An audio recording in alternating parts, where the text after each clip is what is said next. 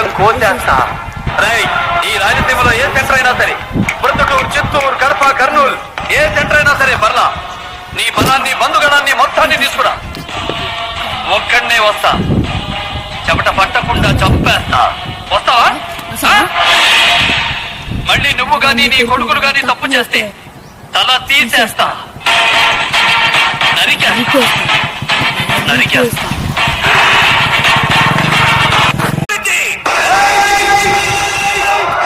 Sound చెయ్యకు, కంఠం కోసేస్తా.